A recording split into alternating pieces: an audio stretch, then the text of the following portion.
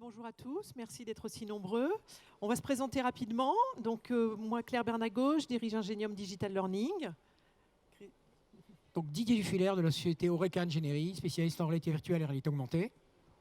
Et je suis Christophe Fontès, je représente l'ACOS, qui est l'Agence centrale des organismes de sécurité sociale. Alors, c'est un peu compliqué à dire. C'est la Caisse nationale des URSSAF, en fait. Et je suis responsable de projet.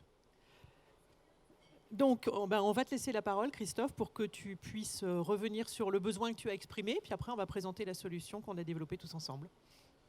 Alors, dans la branche recouvrement, on est 14 000 collaborateurs et on cherche en permanence des moyens innovants de former nos collaborateurs et surtout de donner de l'adhérence à des sujets qui n'en ont pas en général.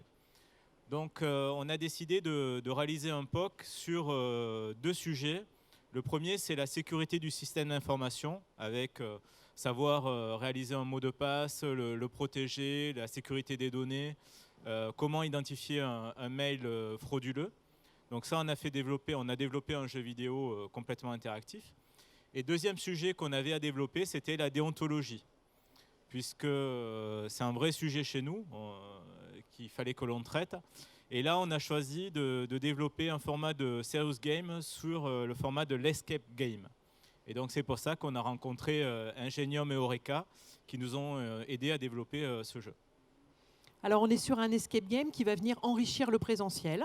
Donc, c'est là où c'est innovant, c'est-à-dire qu'on va vraiment faire jouer des équipes dans le présentiel, dans des solutions de réalité virtuelle, de réalité augmentée, etc. Donc, c'est ce qu'on va vous présenter. Alors, l'intérêt du jeu en formation, il est plus approuvé, hein, vous savez tout ce que ça peut apporter. Là, on cherchait aussi à faire du team building et à partir de l'expérimentation pour remonter ensuite vers les concepts. Donc le scénario d'utilisation, c'est un jeu qui se joue sur 1 heure. On est sur des équipes de 5 personnes et pour l'instant, on est jusqu'à 4 ou 5 équipes dans la même salle, c'est ça? D'accord. Voilà. Et le formateur a un guide de jeu, puisque le formateur va prendre le rôle de maître du jeu dans cette partie de la formation. Alors, l'équipement au niveau des équipes. On n'est pas dans un escape game où on va demander aux équipes de bouger dans la salle et d'aller chercher derrière les affiches collées, etc., des indices. Chaque équipe est autour d'une table. Chaque équipe a une tablette à l'intérieur de laquelle on va retrouver des espaces en réalité virtuelle. On va pouvoir utiliser de la réalité augmentée. Et chaque équipe a des kits d'objets. Et ces kits d'objets, on va vous en parler après, puisque quand Christophe va vous parler du scénario, vous allez comprendre que ces kits d'objets, c'est une partie de la théâtralisation du jeu et ça prend tout son sens par rapport au scénario qu'on a imaginé ensemble.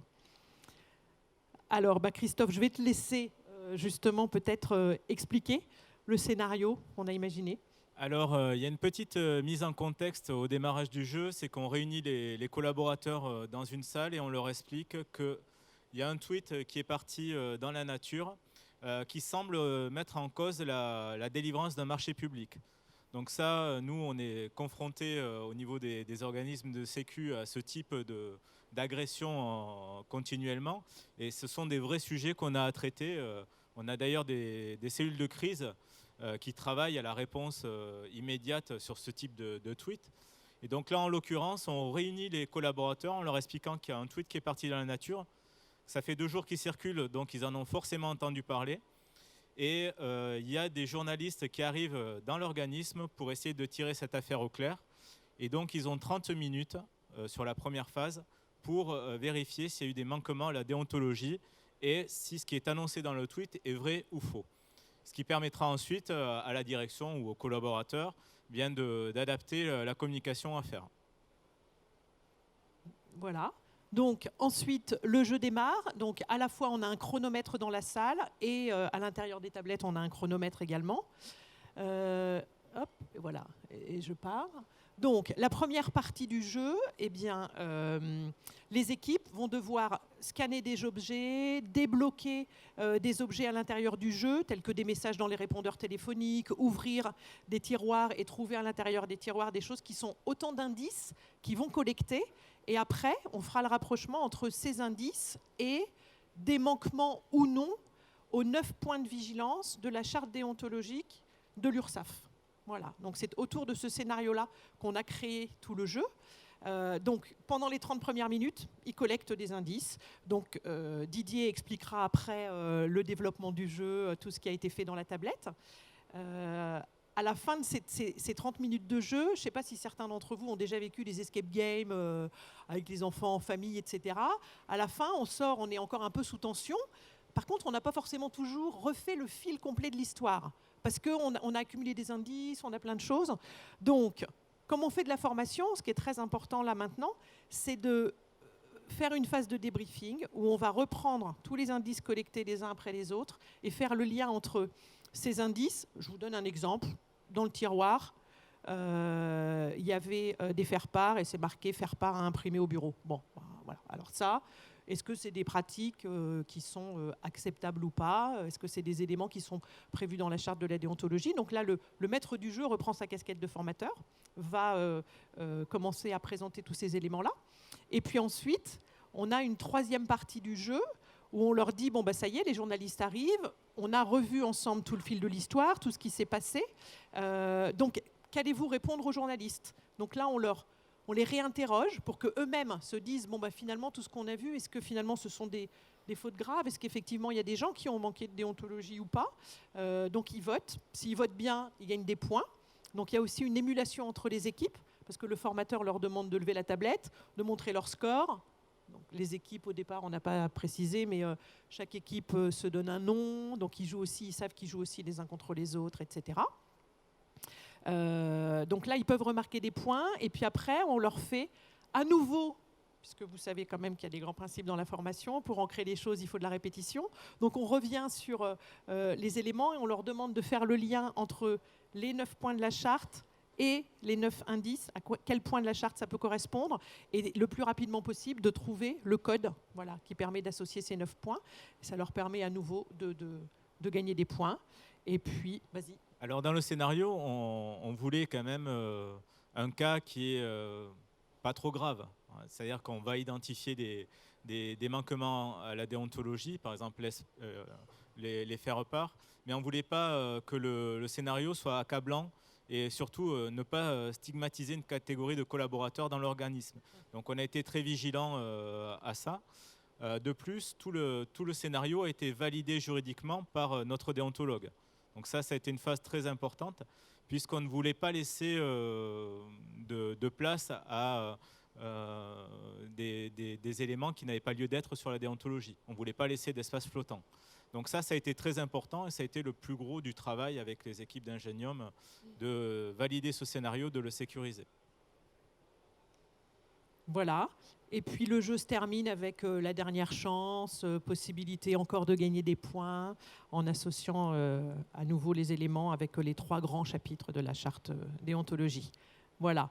Alors, Didier, peut-être tu peux reprendre la parole. On va vous montrer en images ce que ça donne. Et puis après, si vous voulez venir jouer un peu avec la tablette, on vous donnera le numéro du stand pour que vous puissiez venir expérimenter tout ça.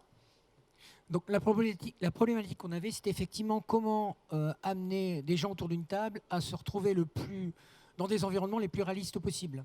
L'idée, il y a plusieurs outils possibles. L'idée, c'est de partir d'une tablette, parce que c'est ce qui était le plus simple, et comme on vous devait dupliquer dans plusieurs groupes, et à travers une tablette, il y a des choses intéressantes qu'on peut faire. Donc c'est virtualiser un environnement, se balader dans un environnement. Quand on parlait d'ouvrir le tiroir, on va ouvrir les tiroirs dans un environnement virtuel, on va aller sur l'ordinateur, taper sur l'ordinateur avec la tablette, on va récupérer de l'information, récupérer des indices, donc sur l'outil, on a en gros trois interactions. Donc une interaction de réalité virtuelle, alors on peut l'appeler, il y a tellement de noms aujourd'hui, mais pour moi ça veut dire ce que ça veut dire. On va rentrer virtuellement dans un outil qui nous permet de se balader dans un monde virtuel. On a aussi de l'audio, c'est-à-dire que vous allez par exemple, là il y a un téléphone, dans le téléphone il y a un message, si on tape sur le message, on écoute le message et on a une information complémentaire. Et on a de la réalité augmentée, c'est-à-dire qu'on couple la réalité augmentée qui part de la tablette avec la caméra et un outil intermédiaire. On va aller chercher dans le matériel qu'on a sur la table, on va faire des interactions entre le matériel, donc on va regarder un matériel. Si on fait des couples de matériel, on aura des informations complémentaires. On va aller décrypter une image, une photo, grâce à la réalité augmentée. Donc le gros intérêt, c'est qu'on va lier pendant le scénario tous ces outils, et il y a un passage des différents outils qui dynamisme encore plus le jeu. Et surtout, on peut donc créer n'importe quel type d'environnement très facilement et modifier les environnements aussi simplement. Alors si je peux compléter, ce qu'on cherchait à faire, c'est aussi apporter un effet waouh au jeu. Parce qu'on est 14 000 collaborateurs, on a des collaborateurs qui ont entre 20 et 60 ans. On a parfois une posture managériale qui est un peu compliquée avec tout ce qui est innovant, digital, enfin qui sort du cadre traditionnel du PowerPoint de 250 pages. Donc il a fallu qu'on travaille sur cet aspect waouh. Et un des éléments qui est intéressant et qui apporte cet effet waouh, c'est que les objets que l'on a sur la table représentent des objets de bureau qu'on retrouve dans la tablette. Donc de suite, la connexion se fait. Par exemple, il y a une énigme avec un cadre photo et on retrouve bien le cadre photo sur le bureau. Et tous ces éléments contribuent à une immersion et une appropriation du jeu qui est quasi immédiate. Alors après, comme culturellement, nous on débute dans les serious games et puis sur l'innovation, tout du moins sur ces outils-là, on a quand même une phase un peu compliquée au démarrage du jeu où il faut qu'on explique les interactions. Et il faut qu'on passe du temps à débriefer sur les orientations du jeu, comment on joue, parce que tout le monde n'est pas rodé aux escape games, tout le monde n'est pas rodé à utiliser une tablette. Donc on a ce petit temps d'appropriation qui est finalement un complément dans le jeu, mais qui n'est pas pénalisant puisqu'il est en dehors des 30 minutes. Pour que les choses se passent bien, on est obligé de le faire ça. Sinon, on aura toujours des collaborateurs qui ne vont pas être immergés dans le jeu. Alors peut-être que tu peux nous partager le premier retour d'expérience, puisque ça a été testé déjà auprès de plusieurs groupes.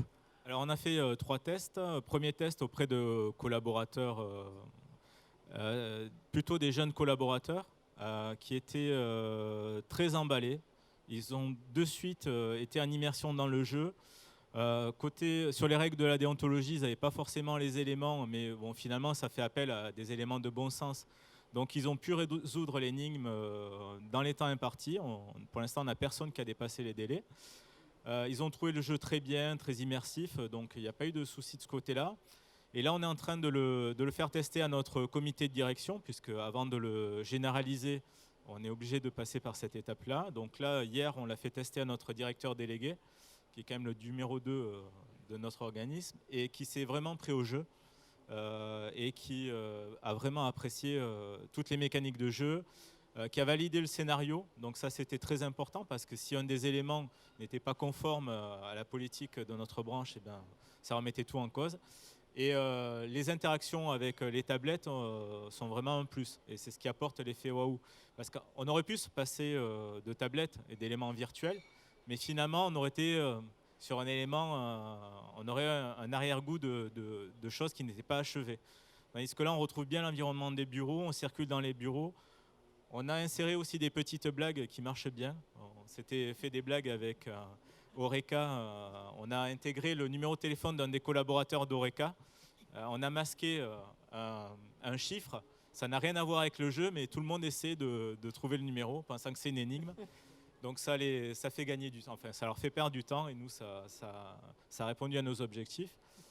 Donc là, côté comité de direction, a priori c'est validé. Donc deuxième étape, en interne on travaille à la communication sur le projet, puisque comme je vous l'ai dit, il faut qu'on travaille sur la posture managériale, il faut qu'on porte ce sujet-là pour les 14 000 collaborateurs. Donc ça représente à peu près 25 sites dans toute la France. Donc c'est pour ça aussi qu'on a choisi un format transportable. Donc des boîtes archives, des tablettes, des choses qu'on peut dupliquer ou porter facilement. Et donc ça, c'est la deuxième étape et on espère bien pouvoir le déployer d'ici le mois de juin. Donc la prochaine étape, c'est la com, plus la formation des maîtres du jeu. Donc nous, on n'utilise pas formateur, c'est peut-être un peu plus valorisant, mais on va former une 50aine de maîtres de jeu pour pouvoir déployer ce serious game dans toute la France. Donc en plus, on fournit un kit par organisme, donc 5 tablettes avec également des kits, les kits d'objets. Matériel. Voilà. Alors juste pour... il y a une chose hyper importante. Nous, on est plutôt des gens qui venons de la réalité virtuelle, la réalité augmentée. Et quand on nous a posé la question sur un projet comme celui-ci, le gros intérêt pour réussir un projet comme celui-ci, c'est d'avoir des métiers vraiment d'expertise. Là, donc on a travaillé avec Ingenium sur ces sujets-là, parce que le ludique et l'interactif, c'est hyper intéressant et hyper complémentaire. Et quand un projet comme ça marche, c'est parce qu'il y a un trio. Et on voulait remercier Akos parce qu'ils sont vraiment rentrés dans le jeu dès le départ et ils ont amené une grosse valeur ajoutée. On n'aurait pas un jeu aussi bien fait s'il n'y avait pas un trio et une valeur ajoutée technique associée. Et ça, c'est hyper important. Absolument. Merci. Bon, les remerciements sont réciproques. Parce que sans la technique, on n'aurait abouti à rien. Parce que nous, on n'a pas ce type de compétences en interne. On a des développeurs. Bon, ça va très bien pour des pages web ou nos outils internes de prod, mais pour développer la réalité augmentée ou virtuelle, enfin ce qu'on veut, c'est autre chose. C'est un autre métier. Alors, est-ce que vous avez des questions? C'est toi qui fais la salle. Bonjour, Hélène Béatrice Gros de la NFA. Je suis responsable d'un projet qui développe aussi ce genre d'outils pour la branche des services automobiles.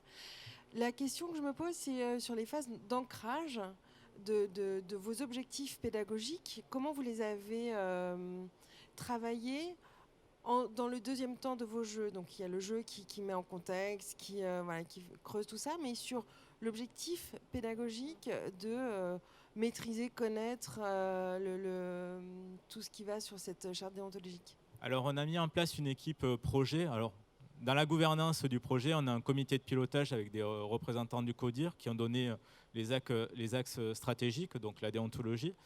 Et ensuite, on a travaillé avec notre déontologue sur tout l'aspect pédagogique. Puisque en fait, ce Serious Game vient en complément ou en introduction d'une formation qui est plus aboutie. Donc on s'est posé la question avec l'équipe projet de quels étaient les axes qu'on voulait développer en priorité et quels étaient les éléments qu'on voulait faire retenir aux collaborateurs de façon immédiate. Donc c'est pour ça qu'on a retenu cette histoire des 9 points de la charte déontologique. Donc c'est je m'applique à moi-même les règles de l'entreprise. Enfin voilà, c'est des choses assez simples qui doivent parler à tout le monde, mais quand on est dans l'entreprise depuis 10, 20, 30 ans, on a tendance à oublier. Notamment, je ne dois pas employer du personnel sans le déclarer, par exemple. Ça paraît évident, mais voilà, et des fois, il faut qu'on rappelle. Donc, c'est ce qu'on a défini avec notre déontologue, identifier les cibles pédagogiques, donc aller au plus simple, c'est un quick win, et ensuite, ça vient en complément de toute façon d'une formation plus aboutie. Là, on s'adresse aux 14 000 collaborateurs, c'est-à-dire du gestionnaire de compte, la personne qui vous répond à l'accueil, jusqu'au directeur de l'organisme. Donc après, pour les managers stratégiques ou les personnes qui sont habilitées à gérer des marchés publics, là, c'est un autre niveau. Et donc là, on a notre offre de formation complémentaire. D'accord, donc ça va être un grain dans une plus grande formation pour cette cible-là. Ouais. Et pour l'agent d'accueil, celui-ci juste lui suffira. C'est suffisant, voilà. Ouais. Après, si je peux compléter un petit peu au niveau de la démarche, nous, on est arrivés, les 9 points de vigilance avaient déjà été identifiés par ACOS.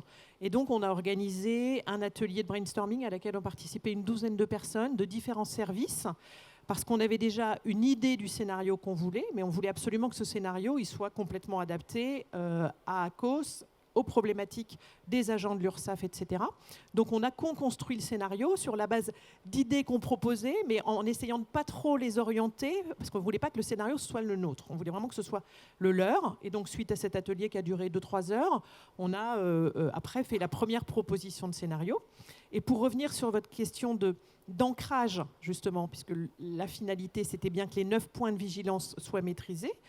Après les 30 minutes de jeu, la phase de débrief, elle est importante puisque c'est à ce moment-là qu'on fait le lien entre les situations observées et les 9 points de la vigilance. Ensuite, on revient dessus une deuxième fois puisqu'on leur demande de faire des jeux de glisser, déplacer, etc. pour associer les bons éléments. Donc on va revenir au moins 2-3 fois dessus pour qu'à la fin de cette heure de formation, au moins cet objectif-là, les 9 points de vigilance, ils repartent tous et ils les aient bien en tête sous la forme des pratiques qu'ils ont pu découvrir et surtout de ce qu'on peut faire et des limites qu'on ne peut pas faire. Voilà. Alors on va aller un peu plus loin aussi puisqu'on va développer des goodies. Alors bon, qu'on distribuera à la fin du jeu, voilà, pour vraiment ancrer les pratiques. Donc ça sera soit des posters collectifs dans les bureaux, soit des petits goodies individuels. Mais on s'est rendu compte en testant le jeu qu'il y a beaucoup d'adhérence, les gens se prennent au jeu, ils assimilent très rapidement les règles. De toute manière, c'est une remise à niveau, on va dire. Mais il leur manque ce petit truc avec lequel ils vont repartir. Alors on fait des photos pour le challenge d'entreprise, puisqu'il y a un score global. Donc ça a commencé avec les directeurs qui se challengent entre eux. Voilà, il y a un score à battre. On va mettre en place une communauté dans notre réseau social. Enfin voilà, on a prévu de faire un challenge global. Et même à la fin de ce challenge, excuse-moi, on aura des ex-aequo. On prévoit de développer un autre serious game. Alors là, c'est un format différent, style le grand quiz, où on fera une visioconférence. On posera des questions, on éliminera au fur et à mesure les équipes. Et les 5 qui resteront viendront à Paris, et puis on fera un événement spécial. Voilà. Et là, ça prouve qu'ils ont bien compris que c'était un jeu de formation, parce que la trace à la fin de la formation, qu'elle soit digitale ou qu'elle soit présentielle, de toute façon, s'ils repartent sans rien, il y a de la frustration. Et là, ils demandent aussi à la fin du jeu la trace de ce qu'ils ont appris. Voilà. Donc, à ce niveau-là, l'objectif est atteint aussi.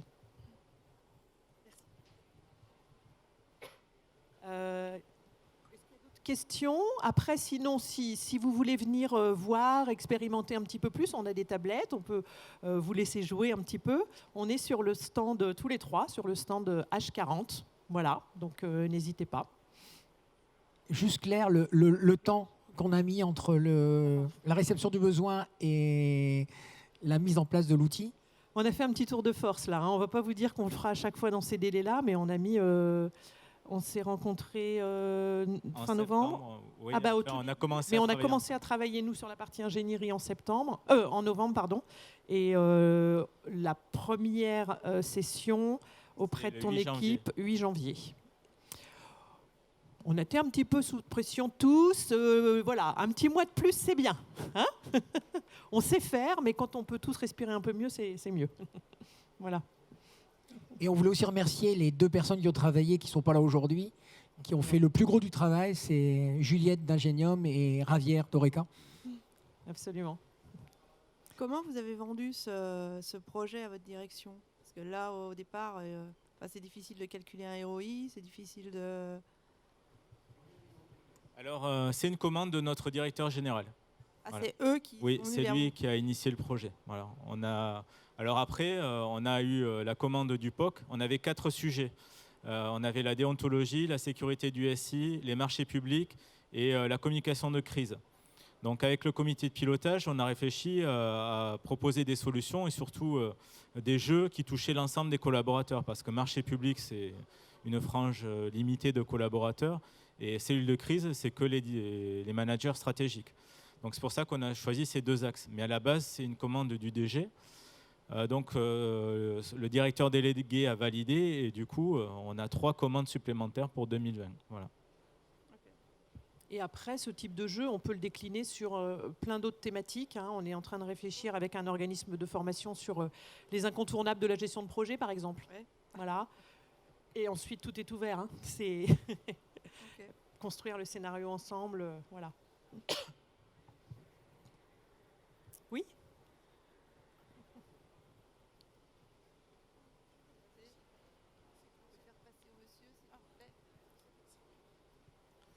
Tout simplement, combien ça vous a coûté? Tout simplement, rendez-vous au stand H40, on va vous dire tout ça. Une estimation peut-être Oui, au stand H40. En plus, on se connaît, Maëlle.